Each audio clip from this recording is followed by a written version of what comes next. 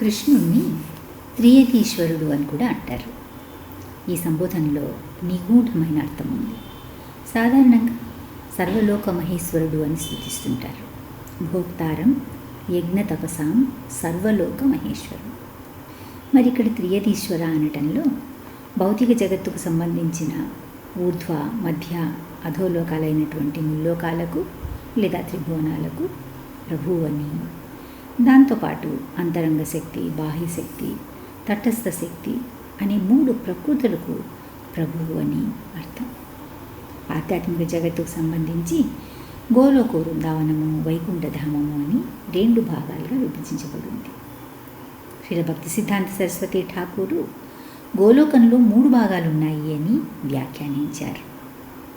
గోకులము, మధుర, ద్వారక. ఈ 3 ప్రదేశాల్లోనూ శ్రీకృష్ణుడు అతడి స్వీయ శక్తులతో కూడి ఉంటాడు. అక్కడ ఆయన ఒక్కడే స్వయం సహా ప్రభువు. గౌరసుందరుడిగా ఆయన లీలలు ప్రదర్శించింది కూడా ప్రత్యేకించి 3 ప్రదేశాల్లో: నవద్వీపము, జగన్నాథపురి, బ్రజమండలం. చైతన్య మహాప్రభువు కృష్ణుడి వైభవాలను, ఆధ్యాత్మిక శక్తులను గురించి సనాతన గోస్వామికి వివరిస్తుండగా ఆయనలో దివ్యమైన కృష్ణ భావన మేల్కొంటుంది. మాధుర్య రస భావన ఆయనను పరవశానికి గురిచేస్తుంది. ప్రియమైన సనాతన, అలౌకికము, ఆకర్షణీయము అయిన కృష్ణుడి రూపము అద్భుతమైంది. అతడి సౌందర్యం గురించి లేసమాత్రపు అవగాహన కలిగితే చాలు, ముల్లోకాలు ప్రేమసాగరంలో మునిగిపోతాయి. దివ్యమైన ఆ రూపాన్ని శుద్ధ స్వరూపమైన అంతరంగ శక్తి ప్రపంచానికి ప్రకటితం చేస్తుంది. ఆ రూపం కృష్ణ భక్తుల పాలిటి గుప్తనిధి. కృష్ణుడి లీలల ద్వారా ఆ రూపాన్ని వాళ్ళు ఆస్వాదించగలుగుతారు. షడైశ్వర్యాలతో కూడిన తన స్వయం రూపం పట్ల కృష్ణుడు కూడా ఆకర్షితుడవుతాడు.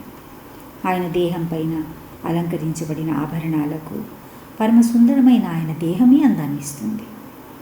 కృష్ణుడు ధరించిన ముత్యాల నెక్లెస్ తెల్లని హంసల వరుసలాగా కంఠాన్ని చుట్టుకుని ఉంటుంది.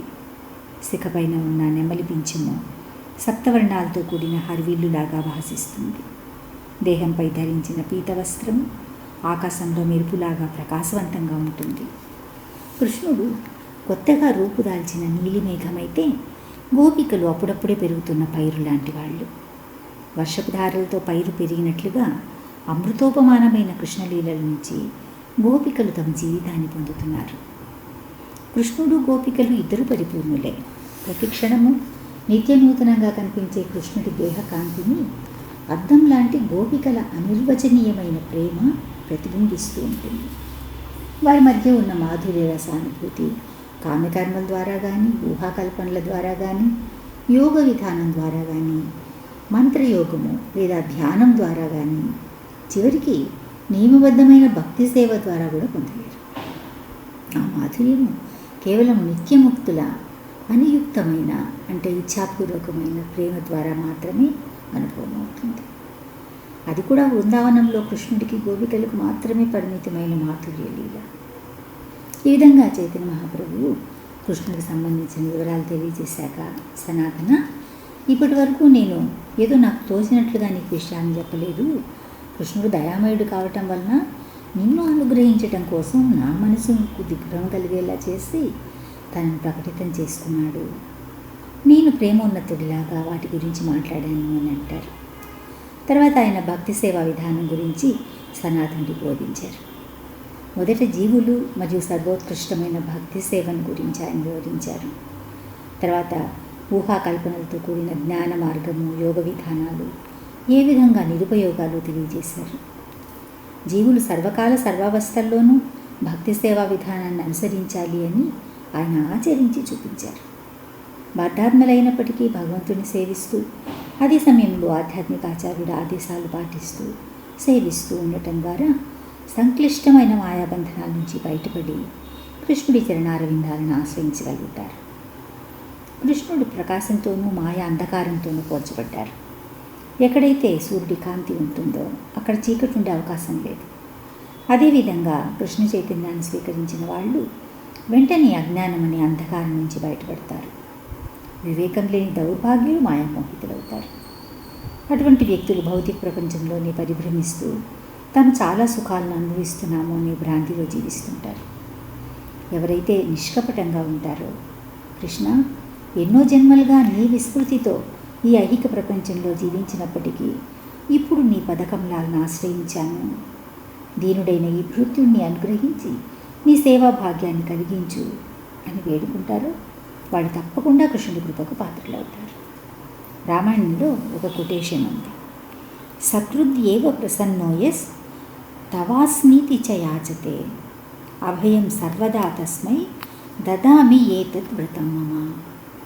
దేవదేవ జగత్ప్రభు, ఈరోజు నుంచి నేను నీ వాడిని, నిన్ను సేవించగల శక్తి నువ్వు అని ఎవరైతే ప్రార్థిస్తారో అటువంటి నిజాయితీపరుడైన వ్యక్తికి అభయమిచ్చి ఆ క్షణం నుంచి అతని యోగక్షేమాలు నావిగా భావిస్తాను అని ఈ కొటేషన్కి అర్థం. అయితే ఒకవైపు దివ్యమైన భక్తి సేవను కోరుతూ మరొకవైపు ప్రాపంచిక సుఖాలు అనుభవించాలని కోరుకోవటము విషం తాగటం కోసం అమృతాన్ని వదిలేసినట్లుగా ఉంటుంది. భగవంతుడికి చేసే సేవ ఆయనను సంతోషపెట్టడానికి కాకుండా తమ సంతృప్తి కోసం ఉపయోగించుకునే వాళ్ళు మూర్ఖులు. కృష్ణుడు ప్రతి ఒక్కరి హృదయంలోనూ చైత్య గురువుగా ఉంటూ అందరికీ మార్గనిర్దేశనం చేస్తుంటాడు. ప్రత్యేకించి ఎవరైతే తన పట్ల ఆసక్తిని చూపిస్తారో వాళ్ళకి చక్కని ఆదేశాలను ఇచ్చి భక్తి సేవలో పురోగమించేలాగా చేస్తాడు. ఆ పురోగతి కలగాలి అంటే శుద్ధ భక్తులైన గురువు లభించాలి, భక్తులతో సాంగత్యం ఉండాలి. ఇవన్నీ దొరకాలి అంటే తప్పనిసరిగా భగవంతుడి నిర్హేతుకమైన కృప కలగాలి.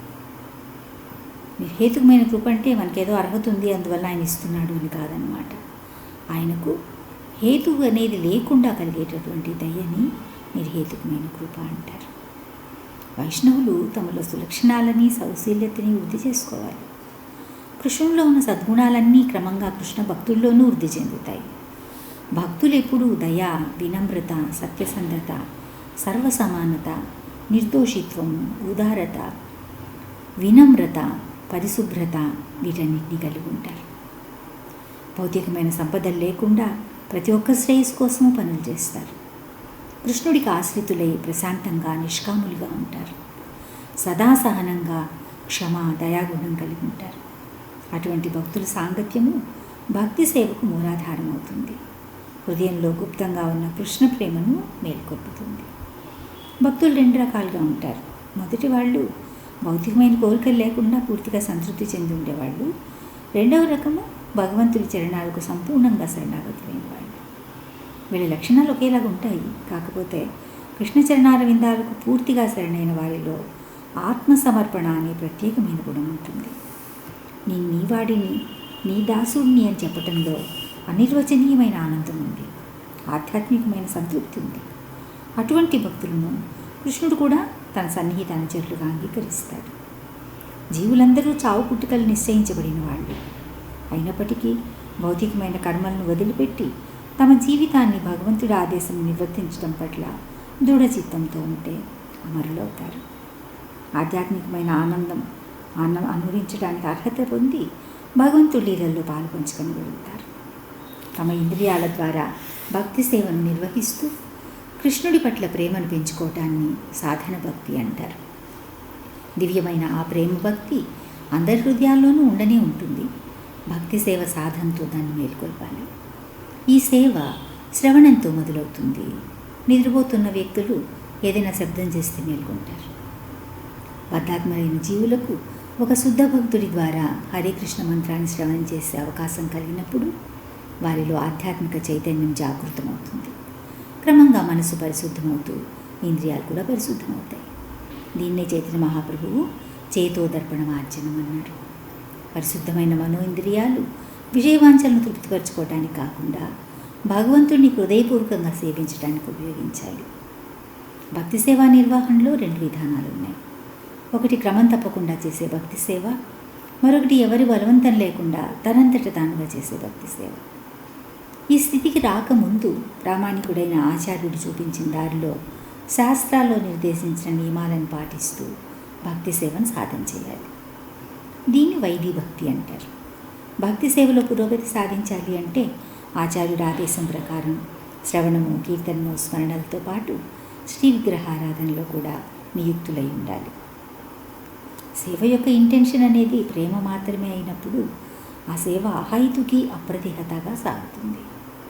చిన్నపిల్లల్ని స్కూల్లో చేర్పించినప్పుడు చాలామంది భయానికి, అభద్రతకు లోనవుతారు. అంటే బడి అంటే అమ్మ ఒడి నుంచి దూరం కావటం అని వాళ్ళ పసి మనసుకు అనిపిస్తుంది. కానీ ప్రతిరోజు స్కూల్కి వెళ్ళడము, అక్కడ టీచర్స్ చెప్పింది వినడము, చదవడము, రాయడము వంటివి మొదట్లో కష్టంగా అనిపించినప్పటికీ అది అలవాటుగా మారిపోతుంది. క్రమంగా చదువు పట్ల ఆసక్తి కలుగుతుంది. మొదట్లో భయపెట్టే చదువు తర్వాత బుద్ధిని వికసింపజేస్తుంది. అదే వైదిక భక్తికి, స్పాంటేనియస్ భక్తికి ఉన్న వ్యత్యాసం. భగవంతుడి వదనం నుంచి బ్రాహ్మణులు, భుజాల నుంచి క్షత్రియులు, నడుము నుంచి వైశ్యులు, పాదాల నుంచి శూద్రులు ప్రకటితమయ్యారు. ఈ వర్ణ వ్యవస్థకు ఆధ్యాత్మిక కౌంటర్ పార్ట్స్గా బ్రహ్మచర్యము, గృహస్థము, వానప్రస్థము, సన్యాసము అనే ఆశ్రమాల ద్వారా అంటే అవన్నీ కలిసి వర్ణాశ్రమ విధానం ఏర్పడింది. మానవ సమాజాన్ని పరిపూర్ణులుగా చేయటానికి ఈ పద్ధతి ఏర్పడినప్పటికీ ఏదో వ్యావహారికంగా మాత్రమే పాటిస్తూ భగవంతుడితో కనెక్ట్ కాకుండా ఉంటే అటువంటి వాళ్ళు ఉన్నతమైన స్థానం నుంచి కింద పడిపోతారు. భక్తి సేవను సాధన చేస్తున్నప్పుడు పాటించదగ్గ స్టెప్స్ ఉన్నాయి. అంటే కొన్ని వాటిని పాటిస్తూ ఒక మెట్టు నుంచి ఇంకో మెట్టు పైకి వెళ్ళాలి. ప్రామాణికుడైన గురువును ఆశ్రయించటం, వారి నుంచి దీక్ష తీసుకోవటం, వారిని సేవించటం, వారి నుండి ఉపదేశాలు తీసుకోవటం, వీటితో పాటు భక్తి సేవకు సంబంధించిన సందేహాలను వినమ్రంగా అడిగి తెలుసుకోవటం, పూర్వాచార్యుడు అడుగుజాడలను అనుసరించటం, ఆధ్యాత్మిక ఆచార్యుడి ఆదేశాలను ఫాలో చేయటం, వీటితో పాటు ఇంకా కొన్ని కూడా ఉన్నాయి. కృష్ణుని సంప్రీతుడిని చేయడం కోసం దేన్నైనా వదిలేయడానికి, ఆయన ప్రీతి కోసం దేన్నైనా స్వీకరించడానికి కూడా సిద్ధంగా ఉండాలి.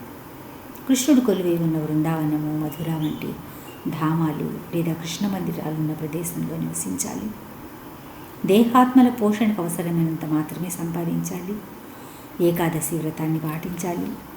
భక్తి సేవకు, దివ్యమైన కృష్ణనామానికి విరుద్ధంగా ఎటువంటి అపరాధము చేయకుండా ఉండాలి. అభక్తులతో సహవాసం చెయ్యకూడదు. ఎక్కువ మంది శిష్యులని అంగీకరించకూడదు. గొప్ప పండితుడిగా గుర్తించబడడం కోసం మాత్రమే శాస్త్రాలని పఠించకూడదు. లాభ నష్టాలను, కష్టసుఖాలను సమానంగా స్వీకరించాలి. భక్తులు ఎప్పుడూ శోకంలో మునిగిపోకూడదు. ఉపదేవతలను ఆరాధించటం కానీ, అగౌరవపరచటం కానీ రెండూ చేయకూడదు. భగవంతుడి గురించి లేదా భగవద్భక్తులను గురించి విమర్శించటాన్ని వినకూడదు. భక్తులు ఎప్పుడూ న్యూస్ పేపర్లు చదవడం, ఇంద్రియాలు తృప్తి కలిగించే స్త్రీ పురుషులకు సంబంధించిన వ్యావహారికమైన కథలు వినటం ఇవేవి చేయకూడదు. మనసు ద్వారా కానీ, మాట ద్వారా కానీ ఇతర జీవులు ఎంత అల్పమైనవైనప్పటికీ వాటికి బాధ కలిగించకూడదు. ఈ ఇన్స్ట్రక్షన్స్లో మొదటి 10 చేయవలసిన వాటిని, తర్వాత 10 చేయకూడని వాటిని చెప్తున్నాయి. వీటిని పాటిస్తూ భక్తి సేవలో స్థిరపడ్డ తర్వాత నవవిధ భక్తి విధానాలను ఆచరించాలి. అంతేకాకుండా దేవుడి ఎదుట నాట్యం చేయటము, గానం చేయటము, తమ విన్నపాన్ని చెప్పుకోవటము, సాష్టాంగ నమస్కారం చేయటము, భగవంతుడు మరియు ఆధ్యాత్మిక ఆచార్యుల పట్ల గౌరవాన్ని ప్రదర్శిస్తూ నిలబడి ఉండడము, ఉత్సవం జరుగుతున్నప్పుడు అందరితో పాటు కలిసి నడవడము, వివిధ పుణ్యక్షేత్రాలకు వెళ్ళి మందిరాల్లో దైవ దర్శనం చేసుకోవటము, గుడిలో ప్రదక్షిణ చేయటము, ప్రార్థించటము, జపం చేయటము, సామూహిక సంకీర్తన చేయటము, భగవంతుడికి సమర్పించిన పూలహారాలు, ధూపము ఆఘ్రాణించటము, ప్రసాదం స్వీకరించటము, మందిరంలో జరిగే పూజలు, ఉత్సవాలకు హాజరు కావటము, దైవ దర్శనం చేసుకోవటము, తమ ప్రియమైన దాన్ని భగవంతుడికి సమర్పించటము, ధ్యానం చేయటము, భగవంతుడికి సంబంధించిన వాళ్ళకి సేవ చేయటము, ఇవన్నీ జరగాలి. కృష్ణుడికి తాను సేవించబడడం కంటే తన భక్తులు సేవించబడడాన్ని చూడడం కోసమే ఆసక్తిగా ఉంటాడు. అందువలన తులసిదేవిని, ఇతర వైష్ణవులను సేవించాలి, మధురావాసం చేయాలి, నిత్య భాగవత పఠనం చేయాలి. కృష్ణుడి కోసం ఏ పని చేయడానికైనా సిద్ధపడాలి. ఆయన దయ కోసం ఎదురు చూడాలి. డిమాండ్ ఏం లేదు ఇక్కడ. జన్మాష్టమి, రామనవమి వంటి ఉత్సవాలను భక్తులతో కలిసి జరుపుకోవాలి. కృష్ణుడికి సర్వసహా శరణాగతులు కావాలి. కార్తీక మాస వ్రతం వంటివి ఆచరించాలి. ఈ విధంగా భక్తి సేవ ఆచరణలో అతి ముఖ్యమైన అంశాలు చాలా ఉన్నాయి. భౌతిక ప్రకృతి అధీనంలో ఉన్నప్పుడు పాపకార్యాలతో పాటుగా జీవుల అస్తిత్వం కొనసాగుతూ ఉంటుంది. ఈ వర్ణాశ్రమ పద్ధతి అటువంటి పాపకార్యాలు చేయకుండా ఉండేలాగా డిజైన్ చేయబడింది. అనుకోకుండా భక్తులు ఒక్కొక్కసారి పాపకార్యాల్లో ఇన్వాల్వ్ అయినప్పుడు కృష్ణుడు వాళ్ళని పరిశుద్ధం చేస్తాడు. ప్రత్యేకించి వాళ్ళు ప్రాయశ్చిత్త కర్మలు చేసుకోక్కర్లేదు. భక్తి సేవం చేయడానికి జ్ఞానము వైరాగ్యం కూడా అవసరం లేదు. ప్రేమైన సనాతన, నియమబద్ధమైన భక్తి సేవను గురించి నీకు వివరంగా చెప్పాను. ఇప్పుడు ఇచ్ఛాపూర్వకంగా అంటే స్పాంటేనియస్గా చేసే భక్తి సేవ స్వభావాన్ని గురించి కూడా చెప్తాను. బృందావన వాసులు తమ ఇచ్ఛాపూర్వకంగా కృష్ణుని సేవించడం పట్ల అనురక్తిగా ఉంటారు. రాగాత్మిక భక్తిగా పిలువబడే సాటిలేని సేవాచరణలో వాళ్ళు నిమగ్నులై ఉంటారు. అటువంటి భక్తిని ఆచరించే వ్రజవాసులను, వాళ్ళని ఫాలో చేసే వాళ్ళ సేవను రాగానుక భక్తి అంటారు. ఈ ప్రేమకు ఉన్న ముఖ్యమైన లక్షణం ఏమిటంటే భగవంతుడి పట్ల తీవ్రమైన అనురక్తి ఉంటుంది. అది వారి సహజ స్వభావంగా కూడా ఉంటుంది. వాళ్ళు శాస్త్రాల్లో విధించబడిన ఉత్తర్వులు, ఆజ్ఞలు లక్ష్య పెట్టరు. సకల శాస్త్రాలు, వేదాలు పరమార్థం అంటే భగవంతుడు కనెక్ట్ కావడం కదా. ఆల్రెడీ వాళ్ళు భగవంతుడితో సాహచర్యాన్ని, అలౌకికమైన ఆనందాన్ని అనుభవిస్తూ ఉండటం వలన ప్రత్యేకించి శాస్త్ర నిర్దేశాలను పాటించవలసిన అగత్యం ఉండదు. భక్తి పథంలో ముందుకు వెళ్ళిన వాళ్ళు కృష్ణుడితో తమ బాంధవ్యాన్ని రియలైజ్ అయ్యి ఉండటం వలన ఇతర విషయాలు వాళ్ళని పక్కదారి పట్టించలేవు. వ్రజవాసుల ప్రేమ భక్తి ఇక్కడ విశదంగా తెలియజేయబడింది. వాళ్ళందరూ శాంతము, దాస్యము, సఖ్యము, వాత్సల్యము అనే రసభావనలతో కృష్ణుడికి కనెక్ట్ అయి ఉంటారు. అటువంటి శుద్ధ భక్తులను అనుసరించే భక్తులు పైకి అంటే చూడడానికి నియోఫైట్స్ లాగా, నియోఫైట్స్ అంటే ఏంటి, సాధకులు అలా వ్యవహరిస్తున్నప్పటికీ కూడా ఈ అంతర్గతంగా రాత్రింబవళ్ళు కృష్ణుని సేవించడం పట్ల తన్మయత్వంతో ఉంటారు. సేవ పట్ల వాళ్ళ ఆనందము వృద్ధి చెందుతూ ఉంటుంది. చైతన్య మహాప్రభువు భక్తియుత సేవలో అతి ఉన్నతమైన ప్రేమ భక్తిని గురించి సనాతన గోస్వామికి వివరించి తర్వాత తమ సంభాషణని ఇంకా ముందుకు పొడిగిస్తారు. ఇప్పటి వరకు నీకు భక్తి విధానాల గురించి తెలియజేశాను. ఇప్పుడు భక్తి సేవ యొక్క ఫలితం ఎలా ఉంటుందో విను. జీవితానికి అంతిమ గమ్యం ప్రేమ భక్తి అని తెలుసుకున్నప్పుడు భక్తి సేవలో లభించే దివ్యమైన ఆనందాన్ని అనుభూతి చెందగలుగుతారు. కృష్ణుడి పట్ల ప్రేమ దృఢమైనప్పుడు ఆ అనుభవం కలుగుతుంది అన్నారు. శ్రీల భక్తి వినోద ఠాకూరు ప్రేమ భక్తి క్రమంగా వృద్ధి చెందే విధానాన్ని గురించి సంక్షిప్తంగా వివరించారు. భాగ్యవశాత్తు ఒక వ్యక్తికి భక్తి సేవ పట్ల ఆసక్తి కలుగుతుంది. క్రమంగా ఆ ఆసక్తి భౌతికమైనటువంటి కల్మషం ఏమాత్రం లేని శుద్ధ భక్తి సేవ పట్ల అనురక్తిగా మారుతుంది. ఆ స్థితి వచ్చేసరికి వాళ్ళు భక్తుల సాంగత్యాన్ని అపేక్షిస్తారు. ఆ సాంగత్యం ఫలితంగా భక్తి సేవను చేయడానికి, భగవంతుడి నామాన్ని, లీలల్ని మరింత శ్రద్ధగా వినడానికి, చెప్పడానికి ఆసక్తి పెరుగుతుంది. అది పెరుగుతున్న కొద్దీ భౌతికమైన కల్మషాల నుండి పరిశుద్ధులవుతారు. దీన్ని అనర్థ నివృత్తి అంటారు. అంటే అనవసరమైన విషయాలను దూరం చేయటం. భక్తి సేవకి ఇది ఒక పరీక్ష లాంటిది.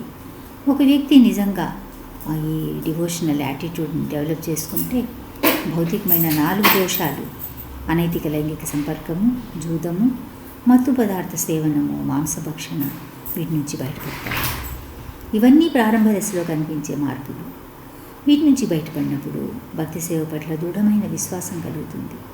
స్థిరమైన విశ్వాసం వలన రుచి, ఆ రుచి ద్వారా భక్తి సేవ పట్ల ఆసక్తి పెరుగుతాయి. ఆ ఆసక్తి తీవ్రమైనప్పుడు భక్తి బీజం ఫలదాయకమవుతుంది. ఈ స్థితిని ప్రీతి లేదా రతి లేదా భావ అంటారు. ఈ భావం తీవ్రతరమైనప్పుడు కలిగేదే కృష్ణ ప్రేమ. ఇది సకల విధాలైన ఆనందాలకు నిధి, జీవితానికి పరమ గురి. భక్తి సేవలో జీవితం 2 దశలుగా ఉంటుంది: సాధన భక్తి, భావభక్తి. నియమ నిబంధనలను అనుసరించడం ద్వారా భక్తి సేవలో పురోగతి సాధించడాన్ని సాధన భక్తి అంటారు. ఈ విధానాన్ని అనుసరించడంలో కనీస సూత్రం అనేది ఏంటంటే శ్రద్ధ.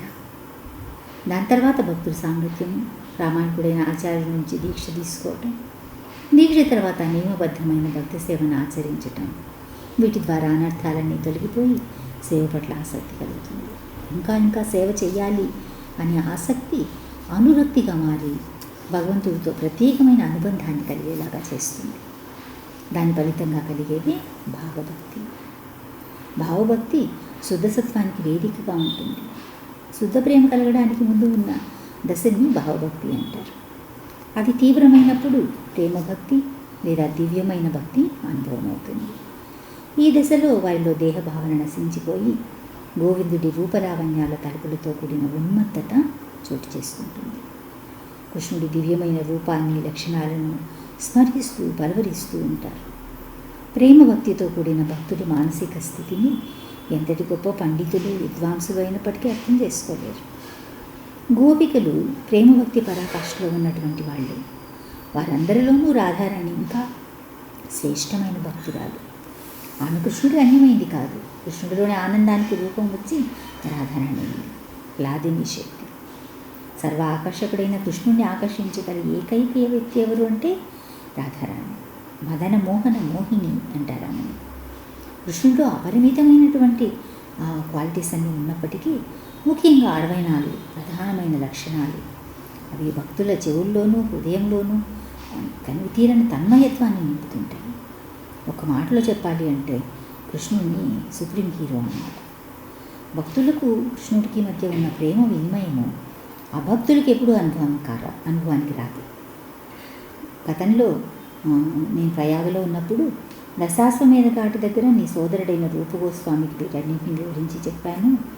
సనాతన బృందావనంలో నివసిస్తూ భక్తి సేవకు సంబంధించిన శాస్త్రాల గురించి పుస్తకాలు రాయటము, మధురానగర పరిసరాల్లో గుప్తంగా ఉన్న పుణ్యస్థలాలను గుర్తించటము మీరు చేయాలి. రాధాకృష్ణుల విశిష్టమైన భక్తి సేవకు సంబంధించిన గ్రంథాలు రాసి భక్తి విధానాన్ని బోధించాలి. ఇలా చైతన్య మహాప్రభు ప్రత్యేకమైన సిచ్యుయేషన్స్లో పాటించవలసిన యుక్త వైరాగ్యం గురించి కూడా తెలియజేస్తారు. ఎవరైతే ఎట్టి పరిస్థితుల్లోనూ ఇతరులపైన ఆధారపడకుండా నన్ను మాత్రమే నమ్ముకుని ఉంటారో అటువంటి భక్తులు నాకు ప్రియమైన వాళ్ళు. సనాతన గోస్వామి బ్రాహ్మణ వంశంలో పుట్టినప్పటికీ కూడా ఉత్తమమైన బ్రాహ్మణ వంశంలో పుట్టాడు. కానీ అధములైన ముస్లింలను సేవించడం వలన తను హీనజన్ముడిగా చెప్పుకున్నాడు. దేవదేవ, బ్రహ్మ కూడా అర్థం కాని నిగూఢమైన సిద్ధాంతాలను గురించి నాకు వివరించి చెప్పారు. నా వంటి కుంటివాడి చేత నాట్యం చేయించటం మీ సంకల్పమైతే దయతో దివ్యమైన మీ చరణకమలాలను నా శిరస్సు పైన పెట్టి నన్ను దీవించండి. మీరు బోధించిందంతా నాకు అర్థమయ్యేలాగా చేయండి అని వేడుకుంటాడు. చైతన్య మహాప్రభువు తమ హస్తాన్ని సనాతనుడి శిరస్సుపై నుంచి నేను చెప్పిన ఉపదేశం నీ హృదయంలో పూర్తిగా ప్రకాశితమవని అని ఆశీర్వదిస్తారు. అప్పుడు సనాతన గోస్వామి చైతన్య మహాప్రభువుకు సాష్టాంగ నమస్కారం చేసి, గతంలో సార్వభౌమ భట్టాచార్యుడి ఇంట్లో ఆత్మారామ శ్లోకాన్ని 18 విధాలుగా వ్యాఖ్యానించినట్లు విన్నాను. ఆత్మసంతృప్తులై భౌతికమైన కోరికల పట్ల అనాసక్తులై ఉన్నవాళ్ళు కూడా అలౌకికము అద్భుతమైన లక్షణాలు కలిగిన కృష్ణుడి భక్తియుత సేవ పట్ల ఆకర్షితులవుతారు. అద్భుతమైన ఈ సంఘటన గురించి, ఆ వివరణ గురించి మళ్ళీ వినాలి అని నేను ఆశపడుతున్నాను. మీరు ఆయనకు దేన్నైతే చెప్పారో దయచేసి దాన్ని మళ్ళీ ఇప్పుడు చెప్పండి అని ప్రాధేయపడతాడు. నేను ఒక పిచ్చివాడిని, భట్టాచార్యుడు ఇంకొక పిచ్చివాడు. అందువల్ల నా మాటలన్నీ పరమసత్యాలుగా అతడు తీసుకున్నాడు. దీనికి సంబంధించి అప్పుడు ఏం చెప్పానో నాకు గుర్తులేదు. ఎందుకు అంతగా మెచ్చుకున్నాడో కూడా నాకు తెలియదు. కానీ నువ్వు అడుగుతున్నావు కనుక నీ సాంగత్యం వలన ఇప్పుడు నా మనసుకు తోచిన దాన్ని వ్యాఖ్యానించడానికి ప్రయత్నిస్తాను అని చైతన్య మహాప్రభు సమాధానమిస్తారు. ఈ శ్లోకంలో 11 పదాలు ఉన్నాయి. ఆత్మారామ చ మునయ నిర్గంధ అపి ఉరుక్రమే కుర్వంతి అహైతుకి భక్తి ఇత్తంభూతగుణ హరి. ఈ 11 పదాలు కూడా ఈ శ్లోకంలో ఉన్నాయి. ఆత్మ అనే పదము బ్రహ్మాన్ని, దేహము, తర్వాత మనస్సు, ప్రయత్నము, ధృతి, బుద్ధి, సహజ స్వభావము వీటన్నిటికీ వర్తిస్తుంది. రామ అంటే రమించేవాడు. ఈ 7 అంశాలను ఎవరైతే ఎంజాయ్ చేస్తారో వాడిని ఆత్మారాములు అంటారు. మునయ అనే పదము ఆలోచనాపరులు, గంభీరంగా నిశ్శబ్దంగా ఉండే వాళ్ళని సూచిస్తుంది. ఋషులు, తపస్సంపన్నులు, యోగులు మొదలైన వాళ్ళని కూడా మునులు అంటారు. నిర్గ్రంథ అనే పదము మాయాబంధనాల నుంచి ముక్తులైన వాళ్ళని సూచిస్తుంది. శాస్త్ర విధుల నిషేధాలకు అతీతులైనటువంటి వాళ్ళని కూడా ఈ పదం సూచిస్తుంది. తర్వాత ఉరుక్రమ అనే పదము గొప్ప శక్తిశాలి అనే అర్థంతో ప్రయోగిస్తారు. నిజానికి క్రమ అంటే అడుగు అని అర్థం. అడుగు అంటే అడగడం అని కాదు, ఒక అడుగు ముందుకు వేయండి అనుకుంటాం కదా. ఉరు అంటే చాలా పెద్దగా అనేసి, అలా ఉరుక్రముడు అంటే పెద్ద అడుగు అని, పెద్ద పెద్ద అంగాలు వేయడం అంటారు కదా. అందరికంటే పెద్ద అడుగు వేసింది ఎవరు అంటే వామనదేవుడు. 2 అడుగులతో బ్రహ్మాండాన్ని అంతటినీ ఆక్రమించేశాడు కదా. గురుక్రమ అనే పదము అసాధారణమైన శక్తిని, గొప్పదనాన్ని కూడా సూచిస్తుంది. కుర్వంతి అంటే ఇతరుల కోసం పనిచేయటం. ఈ శ్లోకంలో కృష్ణ భగవానుడికి దివ్యమైన భక్తి సేవ చేయడం అనే అర్థంలో కుర్వంతి అనే పదాన్ని ఉపయోగించారు. హేతువు అంటే కారణం లేదా ఉద్దేశం. ఆధ్యాత్మిక, భౌతిక కర్మలు ఏవైనా హేతుబద్ధంగా చేస్తుంటారు. అయితే హేతువే లేకుండా ఉండడాన్ని లేదా కర్మల పట్ల అపేక్ష అనేది లేని స్థితిని అహైతుకి అంటారు. ఏ హేతువు లేకుండా భగవంతుడు చేసే సేవను గురించి ఈ అహైతుకి అనే పదాన్ని ఉపయోగించారు. అటువంటి సేవ చేసినప్పుడే మనుషులకు ఆయన అనుగ్రహం లభిస్తుంది. భక్తిని లేదా భక్తి అనే పదాన్ని 10 రకాలుగా వ్యాఖ్యానించవచ్చు. వీటిలో ఒకటి సాధన భక్తి, మిగిలిన 9 ప్రేమ భక్తికి సంబంధించినవి. రాగభక్తి నుంచి మహాభావ భక్తి వరకు అనేక స్థాయికి చెందిన భక్తి విధానాలు ఇందులో ఉన్నాయి. తర్వాత చైతన్య మహాప్రభువు ఇత్తంభూత గుణ అనే పదాన్ని వివరించారు. ఇత్తంభూత అంటే పూర్ణమైనటువంటి ఆనందం. పూర్ణానందంతో పోలిస్తే బ్రహ్మానందం అనేది తృణపాయంగా ఉంటుంది. కృష్ణుడి ఆకర్షణ ఎంత బలమైందంటే జీవి ఆత్మసాక్షాత్కారానికి సంబంధించిన ఇతర మార్గాలన్నింటినీ వదిలేసి ఆయన పాదార విందాలకు శరణాగతులవుతారు. గుణ అనే పదము శ్రీకృష్ణుడి అగణిత కళ్యాణ గుణాలను, ముఖ్యంగా ఆయన సచ్చిదానంద రూపాన్ని సూచిస్తుంది. అతడు ఎంతటి దయామయుడంటే భక్తుడి భక్తికి ప్రతిగా తనంతని సమర్పించుకుంటాడు. ఆయన దివ్యమైన చరణాలకు సమర్పించబడిన తులసి దళాలు సనక కుమారుడి హృదయాన్ని ఆకర్షించాయి. ఆయన దివ్య లీలలు సుఖదేవ గోస్వామి ఆకర్షించబడ్డాడు. రూపమాధుర్యం గోపికలను సమ్మోహితులను చేసింది. దివ్యమైన రూపము, గుణము వీటిని గురించి విని రుక్మిణీదేవి ఆకర్షించబడింది. ఆయన మురళీనాదం చేత లక్ష్మీదేవి కూడా ఆకర్షించబడింది. బృందావనంలోని కుమారీ జనాన్ని, వృద్ధవనితలను కూడా కృష్ణుడి బాల్యలీలలు పరవశింపజేశాయి. ఆయన బృందావనంలో ఉండగా పశుపక్షాదులు, తరులతలు కూడా స్నేహానురాగాలతో కృష్ణుడి పట్ల ఆకర్షించబడ్డారు. ఇంకా హరి అంటే భక్తుడి జీవితం నుంచి సమస్తమైన అమంగళాలను హరించేవాడు అని ఒక అర్థం. భగవత్ప్రేమను ప్రదానం చేసి భక్తుడి చిత్తాన్ని హరించేవాడు లేదా ఆకర్షించేవాడు అని కూడా అర్థం. కేవలం కృష్ణ కథాశ్రవణం చేతనే కృష్ణుడి పట్ల ప్రేమ ఉదయిస్తుంది. ఇది భగవంతుడి అనుగ్రహం.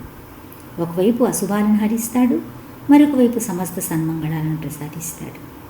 ఈ శ్లోకంలో అపి చ అనే పదాలు 2 అనేక సందర్భాల్లో ప్రయోగించారు. చ అంటే మరియు అని, అపి అంటే అయినప్పటికీ అని. వ్యాఖ్యాలను డిఫరెంట్ మీనింగ్స్తో కనెక్ట్ చేసేటప్పుడు వీటిని ఉపయోగిస్తారు. ఆత్మారామ శ్లోకంలోని ప్రతి పదము, శబ్దము శ్రీకృష్ణుడిని సూచిస్తున్నాయి. బ్రహ్మన్ అంటే అన్ని విధాలా అన్నిటికంటే ఉత్కృష్టమైంది అని అర్థం. భగవానుడైన శ్రీకృష్ణుడు సర్వ ఐశ్వర్యాల్లోనూ సర్వోన్నతుడు. ఆయనకు సాటి రాగల వారెవరూ లేరు. జ్ఞాన మార్గాన్ని అనుసరించే ఉపాసకుల్లో 2 రకాల వాళ్ళు ఉన్నారు. కొందరు నిర్గుణ బ్రహ్మను ఉపాసిస్తారు, మరికొందరు మోక్షాన్ని కాంక్షిస్తారు. బ్రహ్మం యొక్క నిరాకార రూపాన్ని ఆరాధించే అద్వైతవాదులను బ్రహ్మోపాసకులు అంటారు. వీరిలో మళ్ళీ 3 వర్గాలు ఉన్నాయి. సాధకులు, బ్రహ్మంలో లీనమయ్యేవాళ్ళు, తామే బ్రహ్మము అనే జ్ఞానాన్ని సాధించిన వాళ్ళు. భక్తి ఎంత శక్తివంతమైందంటే అది బ్రహ్మజ్ఞానులను కూడా కృష్ణుడి వైపు ఆకర్షిస్తుంది. దివ్య సుందరమైనటువంటి అతని రూపం దర్శిస్తే చాలు ఆయన అప్రాకృత గుణాల పట్ల ఆకర్షణ కలిగి మోక్షకాంక్షను కూడా వదిలేసి భక్తిలో నిమగ్నులవుతారు. శుద్ధ భక్తులు తమ నిర్హేతుకమైన కరుణతో ఏ విధంగా మూర్ఖులైన వ్యక్తులను కూడా భక్తి సేవా పథానికి మళ్ళిస్తారో తెలియజేయటం కోసం ఒక యథార్థమైన సంఘటన గురించి చైతన్య మహాప్రభు సనాతన గోస్వామికి చెప్పారు. ప్రయాగ సమీపంలో ఉన్న అరణ్యంలో ఒక వేటగాడు నివసించేవాడు. ఒకసారి నారదముని వైకుంఠం నుంచి తిరిగి వచ్చి త్రివేణి సంగమంలో స్నానం చేయటం కోసం ప్రయాగకు వెళ్తుంటారు. అతడు అరణ్య మార్గం గుండా వెళ్తున్నప్పుడు నేల మీద పడి ఉన్న ఒక పక్షి బాణం గుచ్చుకుని కొన ఊపిరితో గిలగిల్లాడుతూ కనిపిస్తుంది. మరికొంత దూరంలో దుర్భరమైన వేదనతో విలువెల్లాడుతున్న ఒక లేడీ, దాని దగ్గరలోని దీనావస్థలో ఉన్న ఒక వరాహము, భరించరాని బాధతో గిలగిల తన్నుకుంటున్న కుందేలు ఇలా కనిపిస్తాయి. సాధారణంగా భగవద్భక్తులు దుఃఖార్తులైన జీవుల పట్ల దయాహృదయులై ఉంటారు. ఆ మూగ ప్రాణుల దురవస్థ అతనికి మనోవ్యాకులత కలిగిస్తుంది. ఈ జీవుల్ని ఇలా హింసించిన పాపాత్ముడెవరు అని ఆలోచిస్తూ మరి కొంచెం ముందుకు వెళ్ళేసరికి ధనుర్బాణాలతో వేటాడుతున్న ఒక వేటగాడు కనిపిస్తాడు. అతని సమీపిస్తున్న నారదుడి అలికిడితో ఆ దగ్గరలో తిరుగుతున్న జంతువులు పారిపోతాయి. అవి తన నుంచి తప్పించుకుని వెళ్ళిపోవడంతో వేటగాడి కోపం వస్తుంది. అయితే క్రూరుడైనప్పటికీ కూడా నారదమునిని పౌరుషంగా నిందించలేకపోయాడు. అయ్యా, తమరెవరు? అరణ్య మార్గంలో దారి తప్పిలా వచ్చారా? మీ రాకతో నా బాణంలో చిక్కుకోవలసిన జంతువులన్నీ పారిపోయాయి అన్నాడు. అవును, నా సందేహం తీర్చుకోవడానికి నేను వెళ్తున్న దారి నుంచి ఇలా వచ్చాను. దారిలో ఎన్నో జంతువులు సగం చచ్చి నేలపైన పడి విలువెళ్ళాడుతున్నాయి. ఈ పాపం పని చేసింది ఎవరు, నువ్వేనా అని ప్రశ్నిస్తాడు. నిజమే, నేనే చేశాను అంటాడు వేటగాడు. వాటిని పూర్తిగా చంపకుండా సగం ప్రాణంతో ఎందుకు వదిలేస్తున్నావు? ఇది మహాపాపం అంటాడు నారదుని. అయ్యా, నా పేరు మృగారి. మృగారి అంటేనే జంతువులకు శత్రువు. మా వంశాచారాన్ని నేను పాటిస్తున్నాను. మా తండ్రి నాకు దీన్ని నేర్పించాడు. దాంతోపాటు చావుకు ముందు అవి అనుభవించే యాతను చూడడానికి నాకు చాలా ఆనందంగా ఉంటుంది అన్నాడు ఆ కఠినాత్ముడు. సరే, నేను నీ నుంచి ఒకటి కోరుకుంటున్నాను, దాన్ని నువ్వు అంగీకరించాలి అని నారదుని అర్థిస్తాడు. దానికి సమాధానంగా వేటగాడు అంటాడు, మీకు కావాల్సింది జింక చర్మమైనా నా దగ్గర చాలా జంతువు చర్మాలు ఉన్నాయి. మా ఇంటికి రండి, మీరేది అడిగితే అది ఇస్తాను అంటాడు. నాకు అవేవి అక్కర్లేదు, నేను కోరుకునేది వేరే ఉంది, ఇస్తానంటే చెప్తాను. ఈ రోజు నుంచి నువ్వు జంతువులను చంపేటప్పుడు దయతో వాటిని పూర్తిగా ఒకేసారి చంపి సగం ప్రాణాలతో వదలకు అన్నాడు. మీరు కోరుకుంటున్నది ఇదా? ఒక జంతువుని సగం చంపినా పూర్తి చంపినా భేదమేముంది? ఎలాగో చనిపోతాయి కదా అంటాడు అతను ఆశ్చర్యంగా. నువ్వు దేన్నైనా సగం చంపినప్పుడు అవి ఎంతో యాతన అనిపిస్తాయి. అసలు ఏ ప్రాణినైనా చంపటమే పాపము, కానీ సగం చంపి హింసించడం అంతకంటే ఎక్కువ పాపం. అవి అనుభవించే యాతనను ముందు జన్మలో నువ్వు కూడా అనుభవించాల్సి వస్తుంది. అలా నారదముని అనేసరికి మృగారికి భయం కలుగుతుంది. తను చేసిన పాపకృత్యాలకు చింతిస్తాడు. చిన్ననాటి నుంచి జంతువులను ఇలా చంపాలని మాత్రమే నాకు నేర్పించారు. నేను మూట కట్టుకున్న పాపబల నుంచి నన్ను రక్షించండి, పాప విముక్తినయ్యే మార్గం నాకు చూపించండి అని వేడుకుంటాడు. నువ్వు నిజంగా నా ఆజ్ఞను పాలించడానికి సిద్ధంగా ఉంటే నీ పాపఫలం నుంచి బయటపడే మార్గం నేను చెప్తాను అని నారదుని అంటాడు. నిస్సందేహంగా నేను నీ ఆజ్ఞను పాలిస్తాను అంటాడు. అలా అయితే ముందుగా నీ వీళ్ళు విడిచి పక్కన పడి తర్వాత ముక్తి మార్గం బోధిస్తాను అంటారు నారదుని. మహాత్మా, మీరు నా విల్లు విచ్చేయమని చెప్తున్నారు, అలా చేస్తే నాకు జీవనాధారం ఉండదు కదా అని సంశయంగా అంటాడు.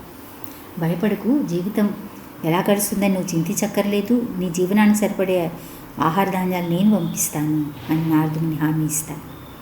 మహాత్ముడైన నారదుని సాంగత్యమే అతడి హృదయాన్ని మృదువుగా మార్చి ఉంటుంది. వెంటనే ధనుసును విడిచి ఆయన పాదాలపైన పడతాడు. వెంటనే ఇంటికి వెళ్ళి నీ దగ్గర ఉన్న విలువైన వస్తువులను, ధనాన్ని భక్తులకు, బ్రాహ్మణులకు పంచిపెట్టు. తర్వాత ఒక వస్త్రాన్ని మాత్రమే ధరించి నాతో పాటు రా. నదీ తీరంలో ఒక పర్ణశాల నిర్మించుకుని ఒక తులసి చెట్టును నాటి ప్రతిరోజు తులసికి నీళ్లు పోసి చుట్టూ ప్రదక్షిణ చేస్తూ ఉండు. తర్వాత హరే కృష్ణ మంత్రాన్ని, మహామంత్రాన్ని నిరంతరం జపం చేసుకో. ప్రతిరోజు మీ భార్యాభర్తలకు కావాల్సిన ఆహారం నేను పంపిస్తాను. ఇలా బోధించిన తర్వాత నారద మహర్షి అప్పటి వరకు చావు బతుకుల మధ్య కొట్టుకుంటున్న ఆ జంతువులను స్వస్థం చేయగానే అవి లేచి అడవిలోకి పారిపోతాయి. నా వేటగాడికి చాలా ఆశ్చర్యం కలుగుతుంది. నారదుని అక్కడి నుంచి వెళ్ళిపోయాక మృగారి ఆయన ఆదేశాన్ని తూచా తప్పకుండా పాటిస్తాడు. క్రమంగా వేటగాడు భక్తుడిగా మారిన వార్త చుట్టుపక్కల గ్రామాల్లో వ్యాపిస్తుంది. ఈ కొత్త భక్తుని చూడడానికి వాళ్ళందరూ తమకు తోచిన పళ్ళు, పరిహారాలు తీసుకుని బయలుదేరుతారు. సాధు సజ్జనుల దర్శనానికి ఒట్టి చేతులతో వెళ్ళకూడదు అనేది ఒక వైదిక సంప్రదాయం. ఇలా కొంతకాలం గడిచింది. ఒకరోజు నారదుని తన మిత్రుడైన పర్వతమునితో మాట్లాడుతూ తన శిష్యుడైన వేటగాడిని చూడటానికి తనతో పాటు వెంట పెట్టుకుని వస్తారు. కంచూపు మేరలో వాళ్ళు కనిపించగానే మృగారి వెంటనే పరిగెత్తుకుంటూ తన ఆచార్యుడికి ఎదురుగా వెళ్తాడు. అయితే వెంటనే ఆయన పాదాలను నమస్కరించలేకపోతాడు. ఎందుకంటే అతని పాదాల దగ్గర చీమలు అటు ఇటు పరిగెడుతున్నాయి. తను నమస్కారం చేసేటప్పుడు అవి తన కింద పడి నలిగిపోతాయి అని భావించి తన వస్త్రంతో మెల్లగా వాటిని పక్కకు నెడతాడు. తర్వాత మహాత్ములైన వాళ్ళిద్దరికీ సాష్టాంగ నమస్కారం చేస్తాడు. ఒకప్పుడు జంతువులను సగం చంపి హింసించడంలో ఆనందాన్ని పొందే కఠినాత్ముడైన వేటగాడు భక్తుడైన తర్వాత ఒక చీమకు కూడా హాని కలిగించడానికి వెనుకాడుతున్నాడు. తర్వాత అతడు వాళ్ళిద్దరిని ఇంటి లోపలికి ఆహ్వానించి ఆసనం సమర్పించి భార్యతో పాటుగా వారి పాదాలు కడిగి ఆ నీటిని తన శిరస్సుపై చల్లుకుంటారు. గురువు ఆశ్రయం లభించకముందు ఒక వ్యక్తి ఎటువంటి వాడైనా కావచ్చు, కానీ దీక్ష తర్వాత అతని ప్రవర్తనలో మార్పు వచ్చి తీరుతుంది. హరే కృష్ణ కృష్ణ కృష్ణ హరే హరే, హరే రామ రామ రామ హరే హరే. ఇలా పాడుతూ వాళ్ళిద్దరూ అంటే భార్యాభర్తలు ఇద్దరూ ఆ ఋషిలో ఎదురుగా నాట్యం చేస్తారు. అలా చేస్తున్నప్పుడు వాడి శరీరం పైన పార్వశిక లక్షణాలు కనిపించడం చూసి పర్వతముని నారదమునితో అంటారనమాట, నిజంగా మీరు స్పర్శమణిలాగా, నిజంగా స్పర్శమణిది టచ్ స్టోన్ ఉంటుంది కదా, అది నీ సాంగత్యం వలన భయంకరుడైన వేటగాడు మహాభక్తుడయ్యాడు అని ప్రశంసిస్తారు. తర్వాత నారదుని నీకు సక్రమంగా ఆహారం అందుతూ ఉందా అని పరామర్శిస్తారు. నీ దయ వలన అవసరానికి మించి ఆహార పదార్థాలు వస్తూ ఉన్నాయి, నన్ను చూడటానికి వస్తున్న వాళ్ళందరూ ఏదో ఒకటి పట్టుకుని వస్తున్నారు, దయచేసి ఇద్దరికి ఒక రోజు సరిపడా మాత్రమే పంపించండి అని అంటాడు. చూడండి, రేపటి గురించిన చింత భక్తులకు ఉండదు. పూర్తిగా భగవంతుడిపైన ఆధారపడి ఉండటం వలన ఏది నిల్వ చేసుకోవాలి అనే ఆలోచన వాళ్ళకి రాదు. నారదుని సంతోషపడి ఏది అవసరమో అది నీకు ప్రాప్తిస్తూ ఉంది, ఇదే విధంగా నీ భక్తి సాధనను కొనసాగించు అంటాడు. శుద్ధ భక్తుల సాంగత్యం వలన ఒక వేటగాడు కూడా కృష్ణ భక్తి పరాయణుడు కాగలడు అని నిరూపించడానికి చైతన్య మహాప్రభు ఈ కథ చెప్తారు. సాధు పురుషుల లక్షణాలను, సాధువులను సేవించే విధానాన్ని, దుర్మార్గుల సహవాసాన్ని వదిలేయవలసిన ఆవశ్యకతను, శ్రీమద్ భాగవతం నిత్యపారాయణని గురించి కూడా ఆయన బోధిస్తారు. సనాతన గోస్వామి మహాప్రభు ప్రధానమైన భక్తుడు. ఎన్నో గ్రంథాలను రచించి భక్తి మార్గాన్ని ప్రచారం చేయటానికి స్వయంగా ఆయన చేతనే బోధించబడ్డాడు. అతడితో పాటు అతడి తమ్ముడైన రూపగోస్వామి కూడా నవాబ్ హుస్సేన్ షా ప్రభుత్వంలో మంత్రులుగా పనిచేశారు. అవన్నీ వదిలేసి కృష్ణుని సేవించడానికి అవధూతలయ్యారు. సామాన్య భిక్షకులుగా జీవించినప్పటికీ వాళ్ళ హృదయాలు ఎప్పుడూ వృందావనంలోని గోపకిషోరుడి పట్ల అపారమైన ప్రేమతో నిండి ఉండేవి. ఆనాటి శుద్ధ భక్తులందరికీ సనాతన గోస్వామి ఎంతో గౌరవనీయుడయ్యాడు. హరే కృష్ణ.